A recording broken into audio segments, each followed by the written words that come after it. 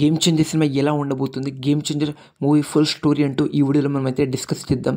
దానికన్నా ముందు ప్లీజ్ మన ఛానల్ని ఎవరైనా కొత్తగా వచ్చి ఉంటే లైక్ ఇంకా సబ్స్క్రైబ్ చేసుకుని సపోర్ట్ చేయండి. లేట్ చేయకుండా వీడియోలో అయితే వెళ్ళిపోద్దాం. ముందుగా అప్పన్న తనకి 3 కొడుకులై ఉండొచ్చు, నా గెస్ కరెక్ట్ అయితే.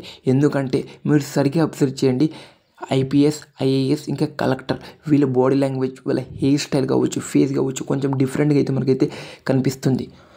అందుకోసం అనుకుంటున్నా ఎవరైనా సరే కలెక్టర్ తర్వాత ఐపీఎస్ తర్వాత ఎవరైనా అవుతారా? ఇంపాసిబుల్. అది రియల్ లైఫ్లో అయితే ఎవరు ఉండరు. అలా అయితే మనకి రామ్ పోతినేని ఒక సినిమా వచ్చింది చూడు, ఆ మూవీ పేరు వార్ కాదు, ఆ మూవీ పేరు ఏముంటుంది, the warrior movie story same అలానే ఉంటుంది. అంటే ఇప్పుడు కొంతమంది అలా చెప్తున్నారు, తను ఫస్ట్ డాక్టర్ నుంచి పోలీస్ అవుతాడు.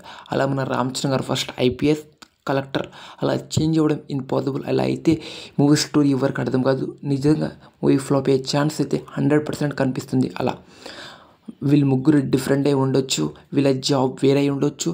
దాని తర్వాత వాళ్ళ తండ్రి చిన్నప్పుడే చనిపోయింది, కానీ వీళ్ళకి తెలియదు, వీళ్ళ ముగ్గురికి తెలియదు. కానీ వాళ్ళ మమ్మీ వాళ్ళతోనే ఉంటుంది. దాని తర్వాత వాళ్ళ మమ్మీ ఎక్కేటప్పుడు వాళ్ళకి ఆధారం వల్ల వాళ్ళ డాడీ ఇలా చనిపోయిండు. దాని తర్వాత ఒకరు అంటే ఐఏఎస్ కావచ్చు, కలెక్టర్ కావచ్చు, వీళ్ళ ముగ్గురులో ఎవరికొకరు స్టోరీ తెలిసొచ్చు. దాని తర్వాత రివెంజ్ తీసుకోవడానికి ముగ్గురు ప్లాన్ వేయొచ్చు అని నాకైతే క్లారిటీగా అయితే అర్థమవుతుంది. అలా ఈ మూవీ స్టోరీ దానికి ఒక రివెంజ్ స్టోరీ లాగానే తిరగబోతుంది. పాలిటికల్స్ ఉంటారు, పొలిటికల్ అంటే వాళ్ళే కదా చంపింది, వాళ్ళకి ఒక గేమ్ చేంజర్లు అయితే వీళ్ళు ముగ్గురు అయితే చూపిస్తారు. దాని తర్వాత ఇదే స్టోరీ అనిపిస్తుంది నాకైతే. ఇది ఒక కమర్షియల్ సినిమా.